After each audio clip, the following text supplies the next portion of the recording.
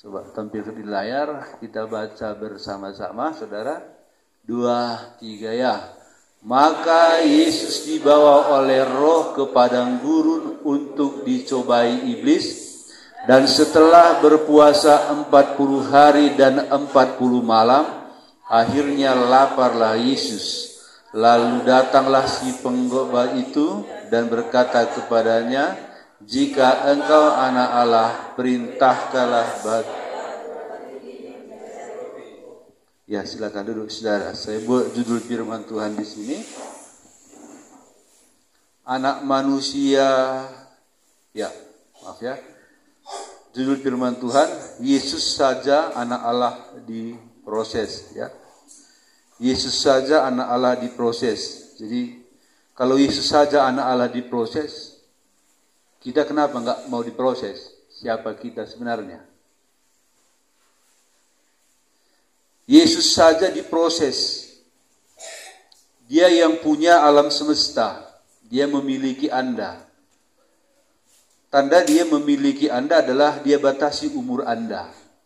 Dari 0 sampai 80 tahun, GIM. Nah, di umur ini, dia proses kita menjadi baik. Siapa yang mau tidak proses, tidak mungkin baik. Tidak mungkin dapat hidup kekal. Tidak mungkin, saudara. Hanya mereka yang diproses, hanya mereka yang diubah, hanya mereka yang digodok, dibentuk, yang bisa mendapat hidup kekal. Terus kita nggak mau diproses, mau dapat hidup kekal. Kita nggak diproses, mau dipakai, mau berguna bagi Tuhan, nggak mungkin, nggak bisa. Kata proses itu sakit, ya. Terkadang kita diproses melalui yang paling banyak mungkin kalau hari Minggu dari pendeta lah, ya. Dari saya sikat Anda lewat firman Tuhan. Saya sampaikan firman Tuhan itu. Hati yang tidak mau diproses sakit hati, kan? Yang tidak mau diproses lemah. Minggu depan gak gereja lagi. Nah, saudara mau diproses? Haleluya. Mau diproses? Rajin ke gereja. Jangan saudara pikir Senin Kamis masuk surga. Enggak bisa. Ingat. Sekali-sekali bayangkan. Kalau saya mati, di manakah saya? Kematian tiba-tiba bisa menjemput kita. Jadi, anak manusia saja, Yesus saja diproses. Dan proses bagi dia itu tidak enak, sakit sekali. Maka setiap pengikutnya pun harus diproses. Mana ayatnya diproses? Pikulah salib. Itu proses. Pikul salib. Itu proses. Saudara, proses itu bukan jalan pendek. Tetapi proses itu adalah satu perjalanan yang cukup panjang. Jadi saudara, kalau ada di antara kita mau diberkati Tuhan. Ini dengan cara Tuhan ya, bukan dengan cara dunia. Kalau mau ada di antara kita mau diberkati Tuhan dengan luar biasa, Anda harus diproses Tuhan. Kalau mau di antara kita ingin dipakai Tuhan, ingin diberkati Tuhan, dan ingin dipakai Tuhan dengan luar biasa, ikuti proses Tuhan. Seringkali ada anak Tuhan punya mimpi besar, ya, memiliki kerinduan yang besar, ya. Dia ingin dipakai Tuhan dengan hebat, dia ingin diberkati Tuhan dengan luar biasa, tapi malasnya pun minta ampun. Dari mana jalannya? Dari mana jalannya kita dipakai Tuhan kalau nggak pernah berusaha? Kalau nggak pernah memberikan diri kita diberkati? Pasti kita semua rindu, saudara, cita-cita kita itu tercapai, ya, tercapai. Tapi bukankah harus melewati proses? Sering saya katakan, saudara, orang yang punya cita-cita dari dia TK, nah, anakku, kau nanti mau jadi apa, Pak? Mau jadi apa, Nang? Jadi dokter, katanya. Jadi dokter. Kau? Kau anakku jadi polisi. Kau? Mau jadi pilot. Kau? Nah, dia masih TK. Kapan itu terjadi, saudara? Setelah dia tamat SMA, kan? Setelah dia lulus kuliah, kan, saudara? Jadi, kapan dia mulai? Dia mulai dari TK. Kalau zaman sekarang TK, ya. Mulai dari TK. Ada yang mulai dari SD, SMP, SMA, kuliah, cari kerja, melamar kerja. Itu kan proses. Ini punya cita-cita jadi dokter, sekolah pun tidak, tamat SMP pun tidak, SMA pun tidak. Jangan harap jadi dokter lah, saudara. Enggak ada jalurnya itu. Atau berhenti. Enggak ada jalurnya itu, saudara.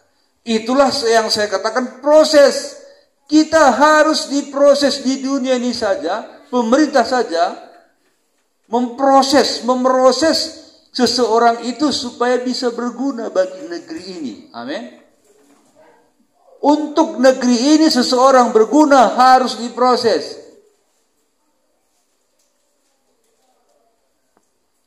Seringkali yang protes itu mereka yang tidak mengikuti proses.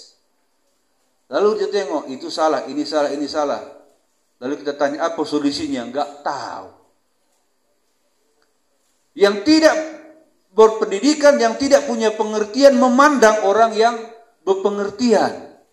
Yang dia pandang itu salah, belum tentu salah. Kenapa? Karena dia memandang dengan kacamata bodoh. Bukan dengan kacamata pintar. Dengan kacamata bodoh. Dengan pengetahuan yang bodoh. Lalu dia memandang orang pintar bodoh. Saudara, kalau kita pendidikan kita rendah, orang sudah S1, hati-hatilah ngomong sama orang itu kalau memandang, kalau mau protes tentang S1-nya itu. Nanti dia lepaskan satu pertanyaan, kita enggak sanggup menjawab. Bukankah kita hanya sanggup menjawab, mau kemana? Mau ke ladang. Dari mana? Dari ladang. Panen apa? Panen cabai. Orang sudah belasan tahun di bangku pendidikan. Lalu datang orang yang tidak punya pendidikan. Protes ini, protes itu. Ini tidak cocok, itu tidak cocok. Nah, itu makanya saudara, hidup ini harus melalui jalur proses. Ke ladang saja, saudara, kita enggak akan bisa mengerti pupuk kalau kita tidak belajar. Kita enggak akan bisa mengerti obat kalau tidak belajar. Sedangkan orang yang sudah belajar saja pun kadang gagal dalam mempraktekkan pupuk ini, tanaman ini pupuknya, waktu pertama, waktu pertengahan, waktu akhir, ini obatnya. Itu saja pun kadang gagal untuk bertanding dengan musim, bertanding dengan cuaca yang ekstrim. Nah, itu makanya kalau anak Allah saja diproses supaya dia lebih siap melayani dalam hidupnya sebagai anak Allah, maka kita pun harus diproses. Amin. Harus diproses, saudara. Seringkali saudara begini,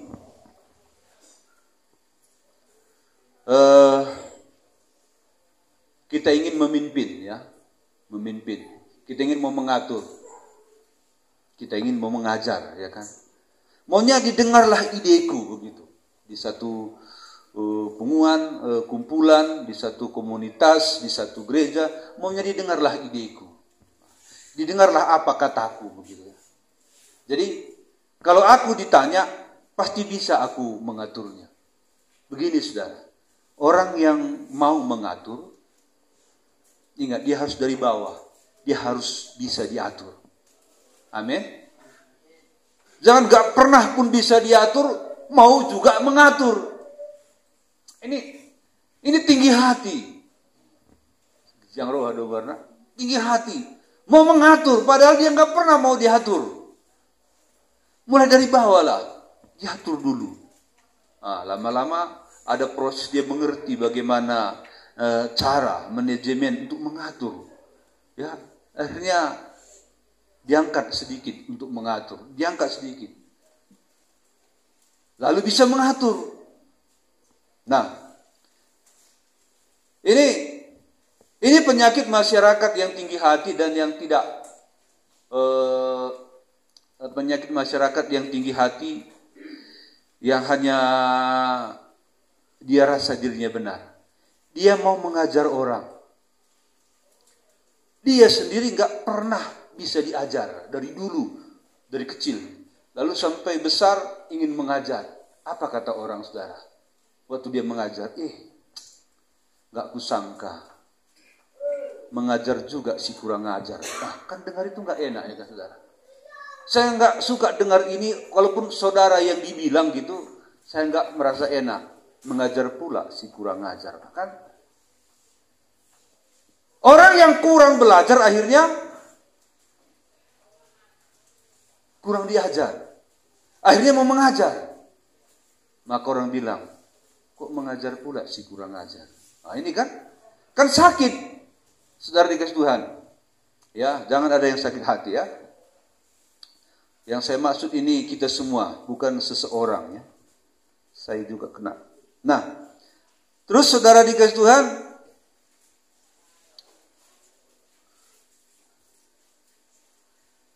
jadi kalau seseorang yang gak pernah mau mengatur, padahal dirinya sendiri pun gak bisa dia atur. Kalau dia memberi ide, apa kata orang? Kalau dia memberi, maunya begini kita, apa kata orang? Diam orang, tapi di dalam kan ada sesuatu. Dirinya sendiri gak bisa diatur, mau mengatur orang lain. Dirinya sendiri tidak mau diproses, lalu mau memproses orang lain. Di dalam ini, saudara, orang berkata, kecil kau, gitu. Nggak dipakai idenya, nggak dipakai pendapatnya. Kenapa penasihat itu seringkali lebih hebat daripada yang menjalankan pemerintah? Dia penasihat presiden. Saudara, dia menasihati presiden. Itu penasihat presiden, bukan ijazahnya palsu. Pengetahuannya gadung, kalau orang Karo bilang. Orang Karo bilang, pemetah nape gadung, ngajari kaku tengah katanya. Pengetahuannya pun ubinya di kepalanya itu, mau mengajar pula ke tengah-tengah orang berpendidikan. Saudara dikasih Tuhan, bukan saya mengecilkan orang yang tidak berpendidikan ya. Orang yang tidak berpendidikan pun bisa lebih bijak daripada orang yang berpendidikan kalau mau dia diatur dan mau belajar. Itu kuncinya. Banyak pengusaha-pengusaha sukses. Banyak orang-orang yang pintar, pendidikannya memang rendah, tapi karena dia belajar, dia lebih pintar daripada orang yang punya gelar sarjana. Saudara dikasih Tuhan. Ini saudara, kalau orang yang tidak bisa mengatur dirinya mau mengatur orang banyak, maka terjadilah kerusuhan. Ya, terjadilah pertengkaran, terjadilah percekcokan karena tidak cocok dengan si A dan si B, nggak cocok. Nggak cocok, saudara. Semua perusahaan di dunia ini, baik kelas bawah sampai kelas tinggi, saudara, dia selalu mencari orang-orang yang pintar, yang terbukti kepintarannya dan akan dimasukkan ke perusahaannya. Dan yang paling pintar memiliki kedudukan yang tinggi, dan yang tidak pintar jadi karyawan biasa. Kenapa orang pintar dipilih? Karena dia tahu dia sudah melewati banyak proses. Maka dia punya gelar S1, S2, maka dia tamat SMA, dapat diandalkan. Bukankah kemana-mana kita kalau kerja, kamu ijazahmu apa?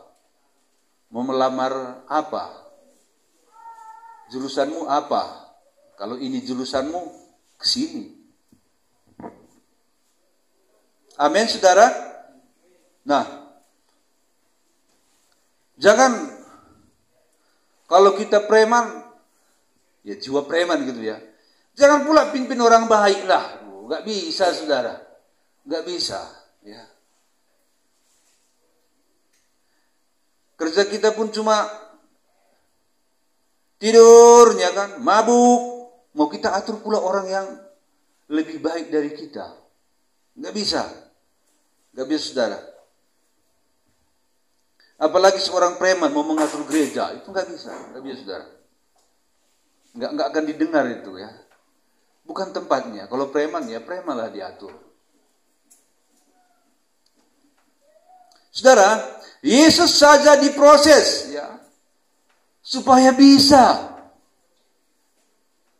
Yang susahnya saya rasa saudara, Yesus saja diproses. Anak-anak Tuhan ini tidak suka diproses. Mau instan gitu, mau langsung.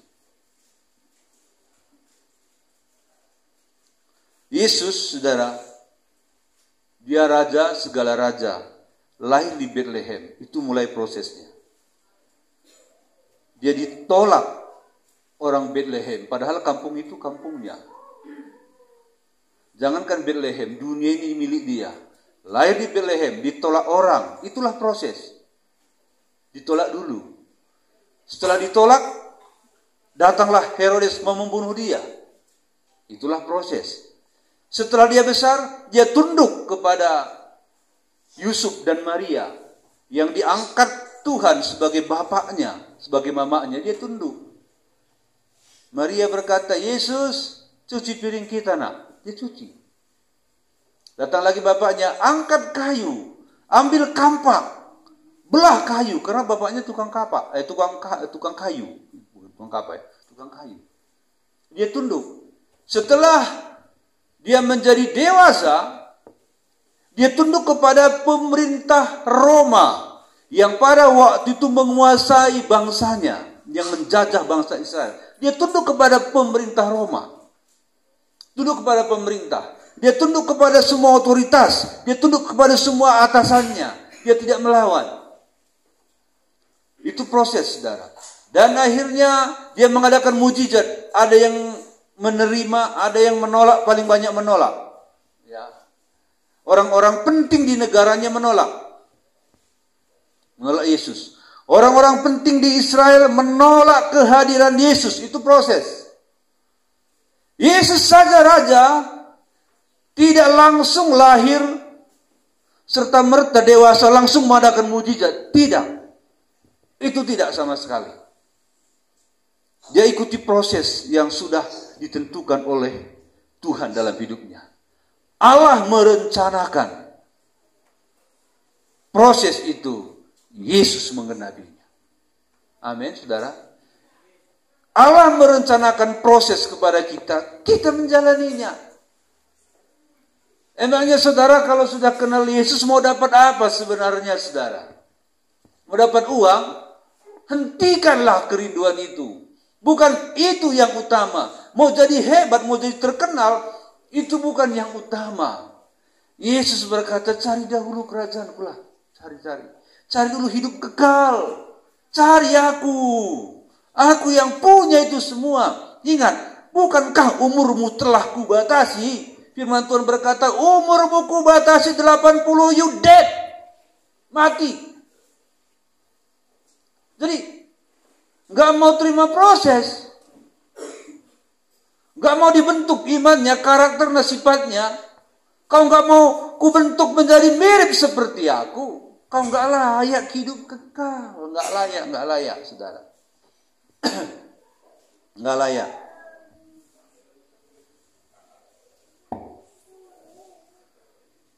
Saudara, manusia memang keinginannya itu, saudara, instan lah. Cepat lah gitu ya. Apapun cepat. Ada seorang anak muda di luar negeri. Dia anak muda yang menurut orang kuper lah. Kurang pergaulan.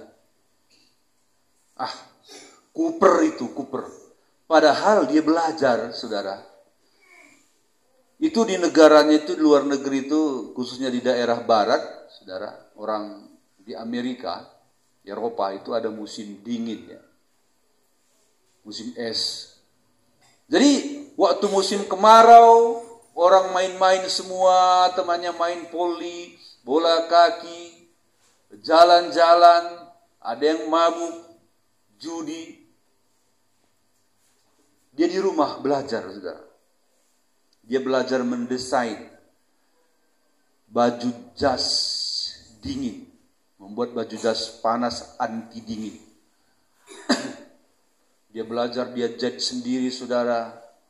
Lalu buat mode bagaimana disukai perempuan yang sudah tua, bapak-bapak yang sudah tua, anak muda, segala mode, anak-anak. Jadi dia lihat, saudara, dia bandingkan yang dia desain itu dengan desain orang lain, yang dibuat orang lain dan dia buat. Saudara dikasih Tuhan. Orang menganggap dia kuno karena masa mudanya dia menggunakan untuk belajar dan dia tahu bahwa di masih muda dia akan sukses.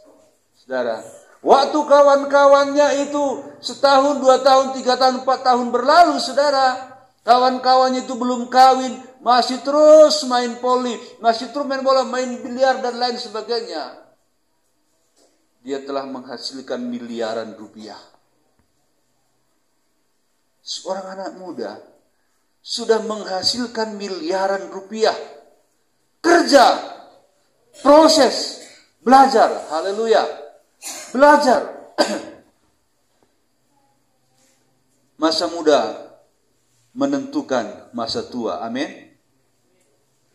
Masa muda menentukan masa tua, amin. Nah, bukan berarti yang sudah tua gagal ya. Kalau masih ada kesempatan, mari belajar. Ikuti proses. Belajar itu adalah satu proses yang panjang. Kenapa orang kalau sudah S1 ingin S2? Sudah ingin S2, ingin S3. Sudah ingin S3, ingin S4. Kalau ada ya. Terus, saudara. Terus. Itu proses. Karena di balik proses, ada pengetahuan, ada ilmu. Ada yang didapat. Jadi kalau cuma mimpi besar, saudara, cita-cita besar, tapi nggak pernah mau mengejarnya, ingat orang lain yang akan kejar. Amin. Orang lain yang akan dapatkan.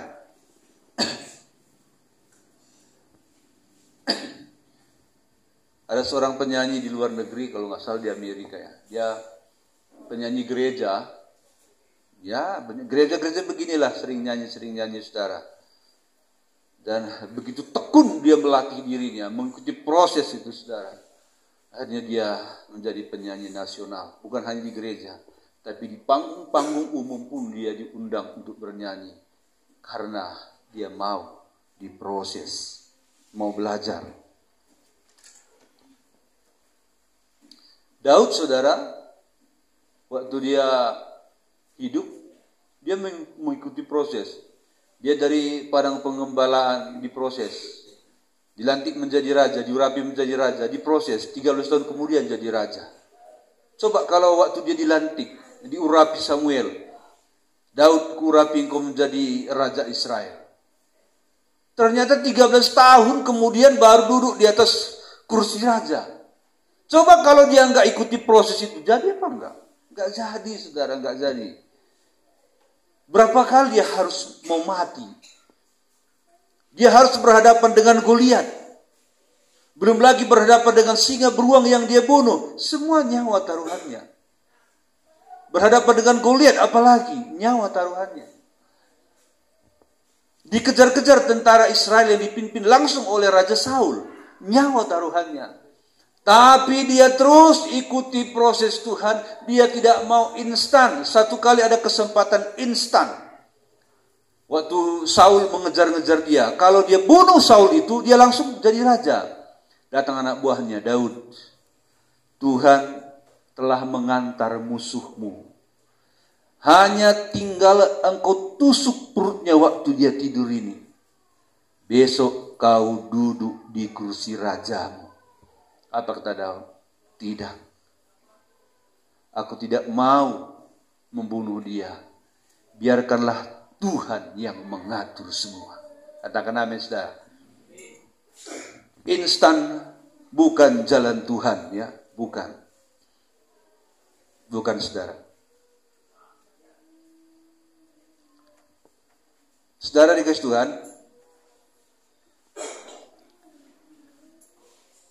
betapa seringnya orang ingin langsung jadi seperti yang dia mau. Kalau langsung jadi, kalau cepat, saudara, itu pasti curang. Pasti curang. Kalau mau cepat sukses, cepat kaya, cepat terkenal, sukses, itu pasti curang. Itu bukan jalan Tuhan. Bukan jalan Tuhan. Mau cepat kaya, curi. Itu kan instan. Ahli mencuri. Ahli mencuri. Itu curang. Mau cepat kaya, jual narkoba. Cepat kan? Ahlilah di bidangnya. Ada kan? Ada saya kenal. Kaya karena narkoba. Gak tangkap. Ya kalaupun tangkap keluar lagi cepat. Ulangi lagi. Mau cepat kaya, begal. Mau cepat kaya, jadi rentenir. Cepat kaya itu. Banyak cara cepat kaya. Tapi itu bukan cara Tuhan. Amin, saudara. Kita mau cara Tuhan. Haleluya. Bukan cara-cara dunia.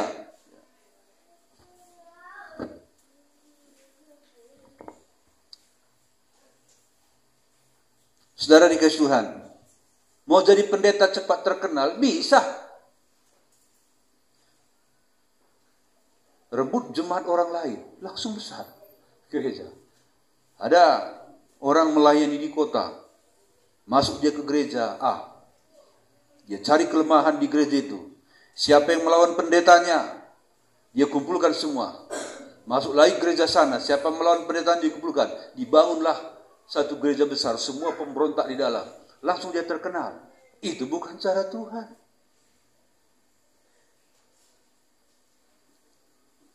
Kita mau hidup dengan cara Tuhan. Bukan dengan cara dunia. Kita hidup bukan cara curang. Tetapi kita berjuang dengan cara-caranya Tuhan. Kalau saudara mau masuk surga, ikuti cara Tuhan. Amin. Tapi kalau saudara mau masuk neraka, ikuti cara setan. Itu saja sudah cukup. Haleluya. Musa pun diproses 40 tahun dia di Midian, saudara. Itu prosesnya. Baru dia memimpin Israel. Bangsa Israel yang dipimpin Musa keluar dari Mesir menuju tanah Kanaan itu pun diproses. Ya. Dalam proses ada yang berhasil, ada yang gagal. Mau saja pun kita diproses ada yang gagal, apalagi tidak mau, sudah pasti gagal kan?